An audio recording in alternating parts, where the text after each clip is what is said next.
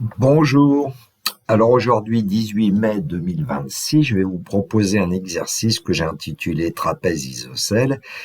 Dans le cadre de la leçon 5, utilisation en géométrie des nombres complexes. Dans le descriptif de la vidéo, vous trouvez un polycopier en format PDF ainsi qu'un lien vers mon blog. Vous pouvez trouver divers documents, notamment de Terminal Math Expert. Si mon travail vous intéresse, un pouce levé m'encourage à continuer. Moi, l'ancien professeur de lycée, jeune retraité. Éventuellement, vous pouvez m'envoyer un message, j'y répondrai dans les jours qui viennent. Merci à tous ceux qui le font. Alors, c'est un exercice que j'avais fabriqué pour le donner dans un devoir surveillé dans les années 2015-2016, dans mes souvenirs. Je me suis inspiré d'une configuration assez classique. J'en parlerai plus tard. Le plan complexe est muni d'un repère orthonormé direct O vecteur U vecteur V. On voit qu'il y a une figure qui est donnée en annexe avec le repère. On considère les points ABS fixes respectifs ZA égale 2, ZB égale 2i, ZS égale 2 plus 2i, donc ils ont été placés. On admet que BOAS est un carré de côté 2. Bon. Le point C a pour affixe ZC égale 1 plus I racine carrée de 3. Et le point ZD a pour affixe ZD égale 2 plus racine carrée de 3 plus I. Bon, on peut montrer, on admet que le triangle OAC est équilatéral. On complétera la figure donnée en annexe au fur et à mesure des questions. Alors, on pourrait déjà commencer par tracer, évidemment, le triangle OAC. On dit qu'il est équilatéral. Bon, on va faire confiance. Les questions. Alors, question A, exprimer ZD moins ZS sur ZA moins ZS sous forme algébrique puis sous forme exponentielle. Petit b, en déduire la nature du triangle SAD. Question 2, dans cette question, le recours au nombre complexe n'est pas indispensable.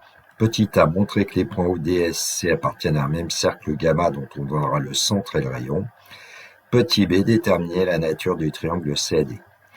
Question 3, justifier que ZD égale 2 plus racine carrée de 3, facteur de ZS moins ZC.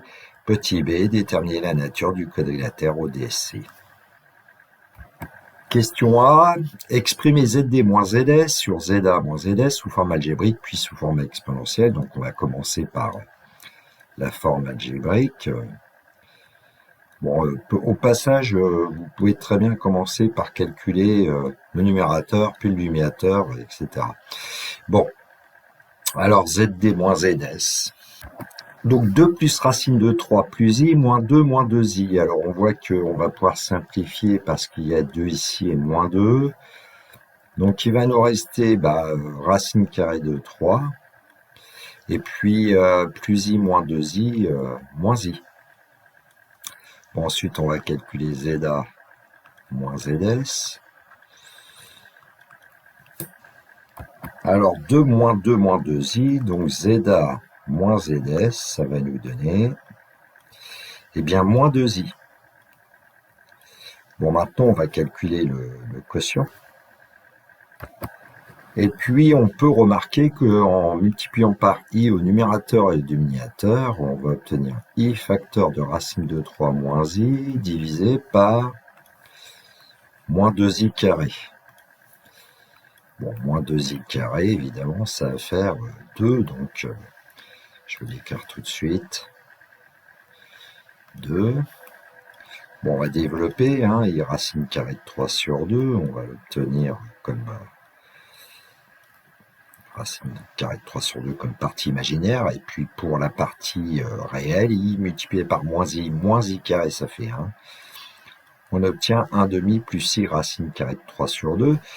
Alors c'est assez connu que c'est cosinus pi sur 3 plus I sinus pi sur 3, ce qui nous permet de dire que la forme exponentielle, c'est exponentielle pi sur 3i.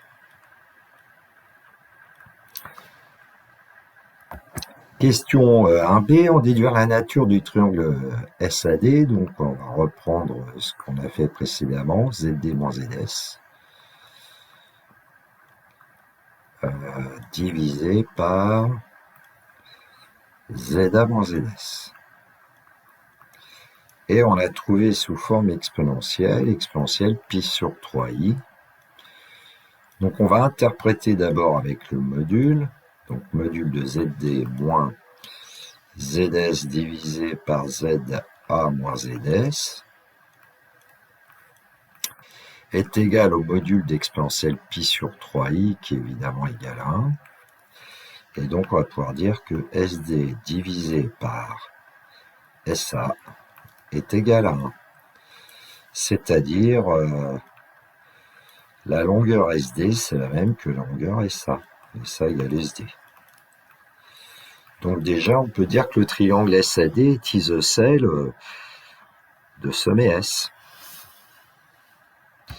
Bon, alors, comme on a cette égalité, on va pouvoir dire que aussi argument du complexe, c'est argument de exponentielle pi sur 3i modulo 2pi. Donc, on interprète avec argument maintenant. Alors, le dénominateur ZA moins ZS, c'est la fixe du vecteur SA. Le numérateur ZD moins ZS, c'est la fixe du vecteur SD. On va pouvoir dire que l'angle orienté des vecteurs SA SD est égal à pi sur 3 modulo 2pi. Bon, bah, ensuite, qu'est-ce qu'on a? On a les longueurs SASD qui sont égales, et puis on va pouvoir dire que l'angle, par exemple, géométrique ASD, sa mesure principale, c'est pi sur 3. Donc, le triangle SAD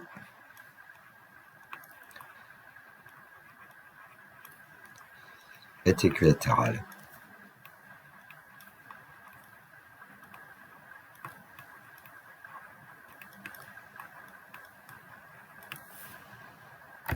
Bon, bah, sur la figure, on peut les tracer, ces triangles équilatéraux, et en fait, ils sont isométriques, puisque la longueur OA, c'est la même que la longueur SA, donc que SD, que AD, bon. Donc on a ici en fait tracé 6 segments de même longueur. Alors dans la question 2, on nous dit que le recours aux nombres complexes n'est pas indispensable. Alors vous pourrez faire un travail avec les nombres complexes. Moi je vais faire un petit travail géométrique quand même. C'est intéressant. Alors, petit a montré que les points O, D, S, C appartiennent à un même cercle gamma dont on aura le centre et le rayon. Alors, je vais aller revoir un petit peu la figure qu'on avait en fait réalisée, hein, et on nous dit que les points O, S, O, C, S, D vont être sur un cercle sur un même cercle. Alors, on doit pouvoir voir que effectivement ce cercle va avoir pour centre A, puisque AO égale AC égale à S égale à D égale 2. Et donc on a centre et rayon. Hein. Donc comment est-ce qu'on peut rédiger un peu tout ça? Par exemple dire que le triangle OAC est équilatéral. Donc on a plein de choses. OA égale OC égale AC égale 2. Et puis le triangle SAD aussi est équilatéral du côté 2, tous les deux. Hein.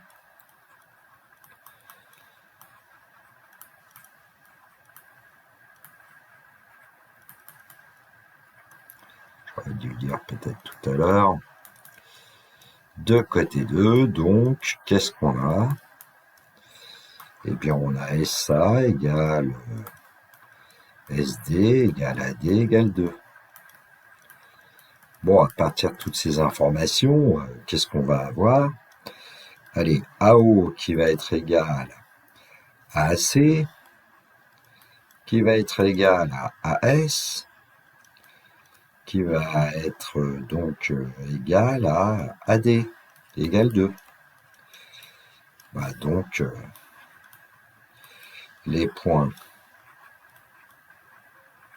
ODSC appartiennent au cercle gamma de centre A et de rayon 2.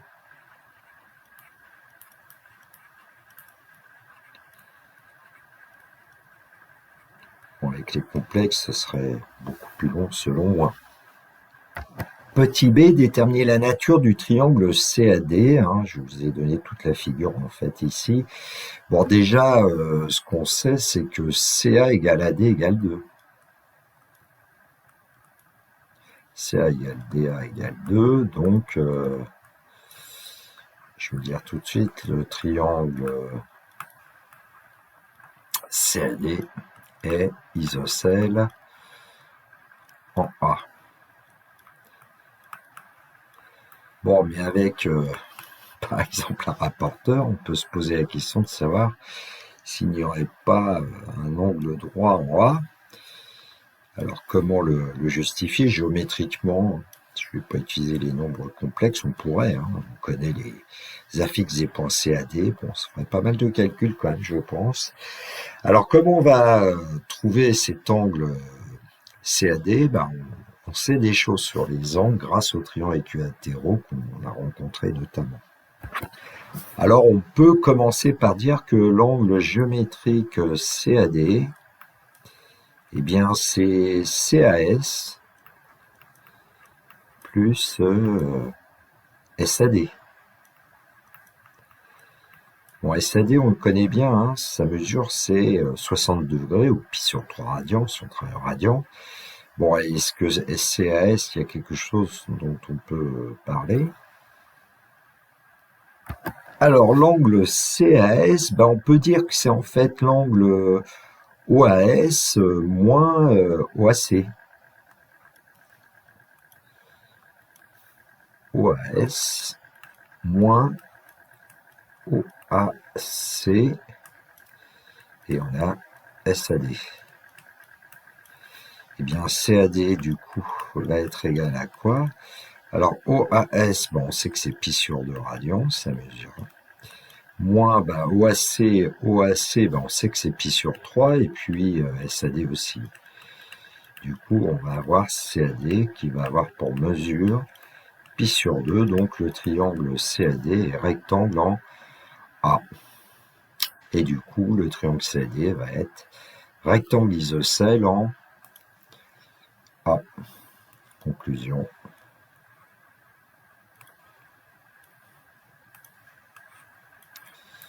Le triangle CAD est rectangle isocèle en A. Ça s'appelle un demi-carré.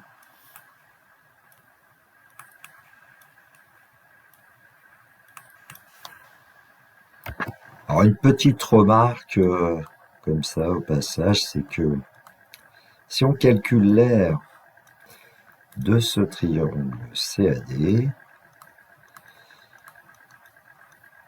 eh bien c'est un demi de, par exemple, AC au carré, et comme AC vaut 2, c'est un demi de 2 au carré, donc on va obtenir 2. Eh bien c'est la moitié de l'aire du carré BOAS de départ. Alors, question 3, justifier que ZD, c'est 2 plus racine carrée de 3, ZS moins ZC. Bon, ZD, on connaît, hein. Alors, désolé pour la sonnerie. ZD, alors on connaît ZD. C'est 2 plus racine de 3 plus I. Bon, alors on va calculer évidemment, pour commencer, on peut calculer ZS moins ZC. Pas aller trop vite. Donc ZS, je crois que c'est 2 plus 2i moins 1 moins i racine carrée de 3. Bon, alors ça va nous donner du coup 1 plus 2 moins racine de 3, facteur de i. Bon, on va multiplier par 2 plus racine de 3 maintenant. ZS moins ZC. Et donc, ça va lui donner 1 multiplié par 2 plus racine de 3, 2 plus racine de 3. Et plus 2 plus racine de 3, facteur de 2 moins racine de 3i. Bon, et là, on reconnaît une entité remarquable, ça fait 2 plus racine de 3, plus finalement 2 au carré, moins racine de 3 au carré, ça fait 3i, ce qui nous donne bien 2 plus racine de 3 plus i. Donc on a exactement ZD, et donc évidemment on a démontré l'égalité qui était demandée. Question 3b, déterminer la nature du quadrilatère ODSC. Bon, ça vient d'avoir la figure. Bon, avec la figure, on peut déjà conjecturer que c'est un trapèze ODSC, de grande base OD, de petite base CS, mais on va regarder quand même les longueurs OC et SD. Bon, alors on vient de démontrer quelque chose quand même, hein. ZD, c'est 2 plus racine carrée de 3, alors que je dise pas de bêtises, ZS moins ZC. Bon, bah ça nous permet de dire que ZD, c'est la fixe du vecteur OD. 2 plus racine de 3, c'est un réel, donc c'est égal à 2 plus racine de 3. Et ZS moins ZC, c'est la fixe du vecteur CS. Donc on a les vecteurs OD et CS qui sont collinaires. Donc les segments OD et CS vont être parallèles. Et en plus, on a l'égalité OD égale 2 plus racine de 3 qui est un nombre positif multiplié par la longueur CS. 2 plus racine carrée de 3 c'est plus grand que 1. Hein. Donc on va pouvoir dire que OD est plus grand que CS. Bon, donc ça nous permet de dire que eh bien OD SC est un trapèze de petite base. Ben, la petite base, c'est forcément CS. Et deux grandes bases. Eh bien, c'est donc OD. Alors, est-ce que ce trapèze est particulier? Bon, il semble pas rectangle.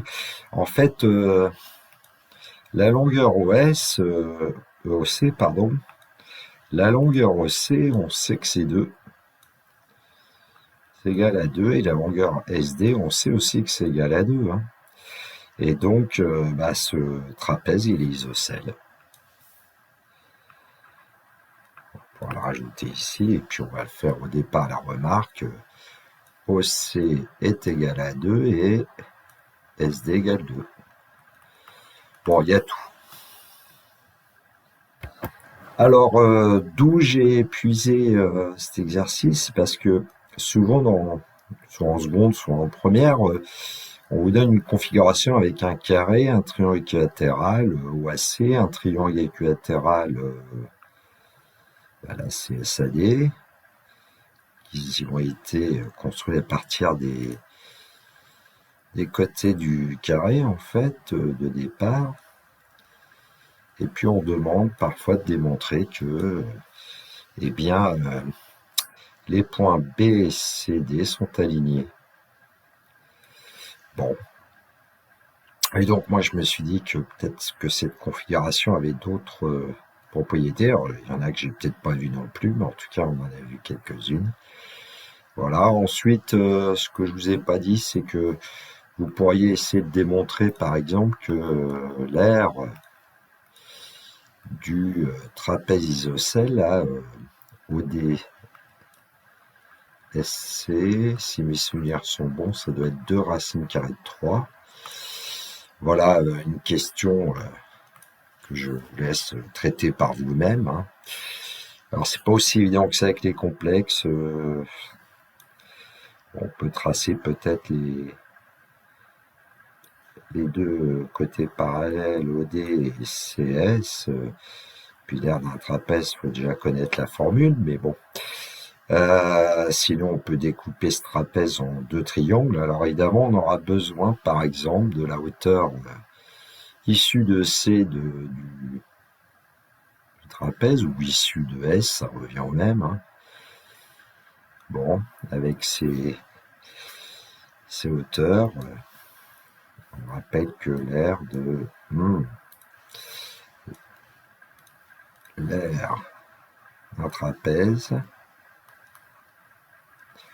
Ici, bah, ça va être, en fait, ça va être égal à la moitié de la petite base. La petite base, CS, plus la grande base, OD. Alors ça ne doit pas être trop compliqué à trouver. Multiplié par la hauteur. Alors je vais introduire un point que je vais appeler E.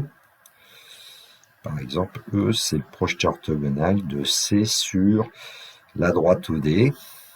Donc ça serait multiplié par CE, par exemple. Bon, alors comment trouver le point E? Bon, en classe de première, vous pouvez assez facilement trouver la droite, une équation de la droite perpendiculaire à la droite OD passant par C. Ensuite, vous cherchez le point d'intersection entre cette droite perpendiculaire et la droite OD. Vous allez trouver le point E. Et puis, en ayant le point E, ben, voilà, on peut calculer la distance CE.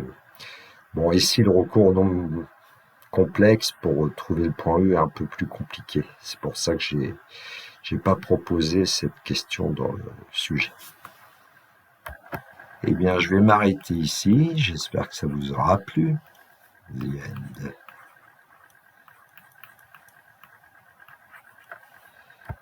Cette vidéo est donc terminée pour moi. Il me reste à vous souhaiter une très belle journée. Surtout, prenez bien soin de vous. Que la force soit avec tous ceux qui étudient. Au revoir.